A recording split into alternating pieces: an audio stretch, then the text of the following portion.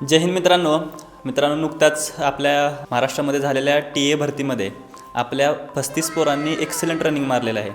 आणि 35 पोरांनी excellent running मारणं टी एमध्ये ही एक मोठी अचिव्हमेंट आहे. त्याचबरोबर जी अग्निवीरची रॅली झाली त्यामध्ये सुद्धा 50 ते 60 मुलांनी एक्सलंट रनिंग मारलेलं आहे आणि ही एक मोठी अचिव्हमेंट आहे. आणि ही अचिव्हमेंट आम्ही कोणत्या तत्वांमुळं, कोणत्या प्रॅक्टिसमुळं मिळवली हे आपण या व्हिडिओमध्ये थोडक्यात जाणून घेणार आहोत. तर मित्रांनो, मी सगळ्यात पहिला मुलांवर काम करताना ज्यावेळेस अकॅडमीमध्ये मी प्रॅक्टिस घेतो, ॲज अ कोच म्हणून प्रॅक्टिस घेतो, तर त्यावेळेस आम्ही सगळ्यात पहिल्यांदा मुलांच्या मानसिकतेवर काम केलं. त्यांच्या मनातली भीती कशाप्रकारे मरेल हे आम्ही पाहिलं. आणि हे करण्यासाठी आपण अकॅडमीमध्ये काय काय केलं हे या व्हिडिओमध्ये सांगणार आहोत. आणि ह्याचा फायदा तुम्हाला होईल, कारण की प्रत्येकालाच आमच्याकडे प्रॅक्टिसला येणं किंवा आमच्यासारखे चांगले कोच भेटणं किंवा चांगले अकॅडमी भेटणं हे शक्य होत नाही. काही जण सेल्फ प्रॅक्टिस करतात, काही जण ग्रुपमध्ये प्रॅक्टिस करतात. तर याचं कारण हे आहे की मुलांना घरी राहून किंवा आपल्या ज्या ठिकाणी प्रॅक्टिस करतात त्या ठिकाणी त्यांना योग्य नॉलेज भेटावं आणि त्यांना आपली स्वप्न पूर्ण करता यावीत यासाठी आपण हा व्हिडिओ बनवतो किंवा आपले अनुभव हे शेअर करतो आहे. तर मित्रांनो, ज्या मुलांना ह्या व्हिडिओची गरज आहे, ना जी भरतीसाठी तयारी करतात, त्या मुलांना हा व्हिडिओ नक्की शेअर करा आणि तुम्ही हा व्हिडिओ शेवटपर्यंत नक्की बघा. तर मित्रांनो, सगळ्यात पहिल्यांदा आपण जाणून घेऊया की मी त्यांच्या मानसिकतेवर काम केलं. आणि भरती करताना सगळ्यात मला जाणून आलेली गोष्ट म्हणजे काय, पोरं 1600 मीटर ज्यावेळेस भरती असेल त्यावेळेस मुलं भरपूर डिमोटिवेट व्हायची, भ्यायचीत की बाबा मी कसं परफॉर्म करू. मग माझ्यासमोर हे चॅलेंज होतं की मुलांच्या, आणि ते तुमचंही आहे, प्रत्येक मुलाचं हे राहतं की कॉम्पिटिशनला, भरतीला सामोरं जाताना भीती वाटते. मग मला ही भीती मारायची होती. आणि आपण एक प्रॅक्टिस म्हणजे काय करत असतो की आपल्याला ज्या ठिकाणी ज्या वेळेस तुम्हाला भरती द्यायची आहे त्यावेळेसची प्रॉपर प्रिपरेशन करायची आहे आपल्याला प्रॅक्टिसमध्येच. मग त्यावेळेस आपल्याला भ्यायचं नाही, त्यावेळेस आपल्याला कॉन्फिडेंटनं आपला उच्चतम परफॉर्मन्स द्यायचा आहे. मग हे करण्यासाठी आपल्या मनातली भीती मारून घ्यायची असते. आणि भीती मारायची असेल तर तुम्हाला एक चांगली मानसिकता लागते. आणि मी ॲज अ स्पोर्ट्समन आणि ॲज अ कोच म्हणून मी ज्यावेळेस स्पोर्ट्स करायचो त्यावेळेस मी माझ्या ज्यावेळेस मानसिकतेत बदल केला त्यावेळेस मी माझी जी सक्सेस अचिव्हमेंट केली.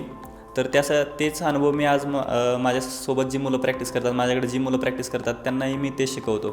सगळ्यात पहिला आम्ही मानसिकतेवर काम करतो, म्हणजे माझे वर्कआउट त्या पद्धतीने डिझाईन करतो की मुलांची मानसिकता कठीण बनली पाहिजे. आम्ही वर्कआउटमध्ये काही सेशन्स असे ठेवतो की त्यामध्ये मुलांनी आपल्या मानसिक क्षमतेला, म्हणजे आपली जिथं होत नाही तिथून पुढेही वर्कआउट घेणं, हार्ड वर्कआउट घेणं, काही ठिकाणी हार्ड, काही ठिकाणी इझी. तर मुलांच्या प्रत्येक डेली त्यांच्या ज्या क्षमता आहेत त्यांना चॅलेंज करणं, त्या कशा प्रकारे चॅलेंज करतात ह्याला वेगवेगळे प्रकार येतात. तर आम्ही वेगवेगळ्या प्रकारातून मुलांच्या शारीरिक क्षमतेला चॅलेंज केलं. त्यानंतर आपण त्यांचे योगा घेतले. त्यानंतर माइंडसाठी काही त्यांना माझे एक्सपिरियन्स सांगितले. आणि एक मित्रांनो, मानसिकता काही एका दिवसात बनत नाही. मानसिकता जसं माझ्याकडे विद्यार्थी येतो, आम्ही स्टार्टपासून डेली योगा, त्यानंतर त्यांचे एकमेकांचे अनुभव, त्यानंतर आमचे एक्सपिरियन्स असं सांगत आणि ही कित्येक दिवसांची प्रोसेस आहे. आणि कित्येक टेस्ट झाल्या याच्यामध्ये, कित्येक सेशन्स हार्ड वर्कआउट झाले. आणि त्या दौरान मग ह्यांची मानसिकता डेव्हलप झाली होती. आणि चांगल्या मानसिकतेमुळंच ह्यांनी हे म्हणजे रनिंग मारलेलं. कारण की आपण असंही बघितलं की माझ्याकडं फिजिकली फिट अशी मुलं होतीत की त्यांनी म्हणजे ग्राउंडवर चांगला परफॉर्मन्स केला होता, पण त्यांच्या कमजोर मानसिकतेमुळं त्यांनी भरतीला रनिंग मारलेलं नाही. आणि काही मुलांची ग्राउंडवर थोडी तयारी कमी होती, पण त्यांचा माइंडसेट चांगला होता, मानसिकता पॉझिटिव्ह होती, त्यामुळं त्यांनी त्या भरतीमध्ये एक्सलंट रनिंग मारलेलं आहे. हे राहतं की तुमचं हार्डवर्क, म्हणजे आपण हार्डवर्क तर सर्वच करतो मित्रांनो, आपली मानसिकता, आपला माइंडसेट तगडा ठेवणं यासाठी गरजेचं आहे. ही झाली मानसिकतेची गोष्ट. त्यानंतर आम्ही काम केलं त्यांच्या फिजिकल एबिलिटीवर, की फुफ्फुसाची क्षमता, लहान मसल कसे डेव्हलप करायचे, मोठे मसल कसे डेव्हलप करायचे, त्यांचा एंड्युरन्स कसा डेव्हलप करायचा. तर मित्रांनो, वेगवेगळ्या त्यांच्या आयामावर आम्ही काम केलं. आणि माझा वर्कआउट सेशनही आम्ही त्या प्रकारे डिझाईन केलेत की एक सेशन त्यांच्या स्ट्रेंथनिंगसाठी, म्हणजे एखादं सेशन त्यांच्या स्पीडसाठी, त्यानंतर एक सेशन रेस पेसनं, त्यानंतर एक पेस एकदम इझी, जे त्यांच्या म्हणजे प्रत्येक ह्याच्यामध्ये हिल घेतली, EBC एक्सरसाइज घेतले. वेगवेगळ्या प्रकारे आम्ही त्यांचं कॉम्बिनेशननं त्यांचे वर्कआउट प्लॅन डिझाईन केले. आणि याचं रिझल्ट आपण झालेल्या भरतीत दिसलेलाच आहे आपल्याला रिझल्ट.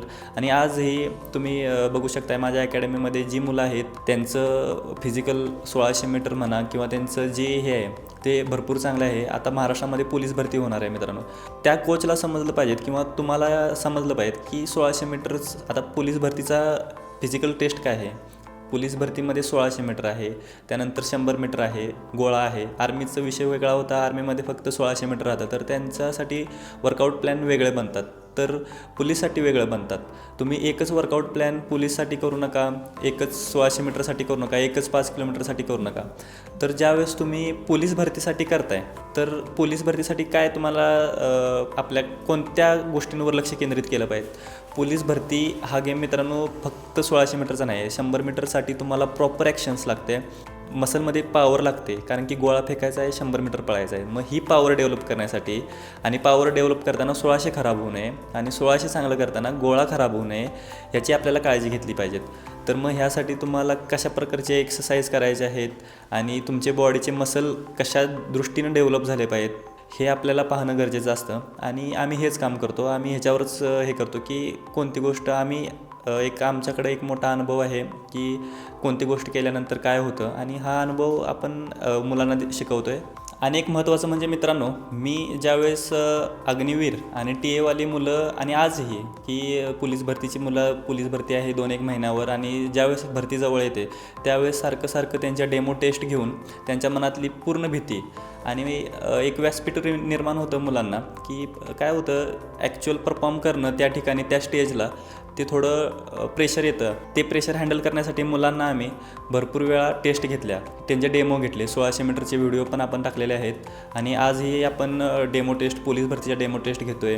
आणि हे करणं खूप गरजेचं राहतं, कारण की जितक्या जास्त वेळा तुम्ही प्रॅक्टिसमध्ये टेस्ट देणार आहात तितकी तुमचे कॉन्फिडन्स वाढतो. आपल्या काय कमी आहेत हे आपल्याला जाणवतं, तर आपल्याला त्या कमींवर काम करता येतं. मित्रांनो, भीती हा सगळ्यात मोठा प्रॉब्लेम आहे, आणि भीती मारणं खूप आवश्यक आहे. त्यामुळं तुम्ही जर प्रॅक्टिस सेल्फ करत असाल, तुम्ही दुसऱ्या कोणत्या कोचेसकडे प्रॅक्टिस करत असाल, तर त्यांनाही नक्की सांगा की डेमो 15 दिवसातून एकदा डेमो, आणि आपल्या काय क्षमता, आपली किती प्रॅक्टिस झाली हे चेक करा मित्रांनो.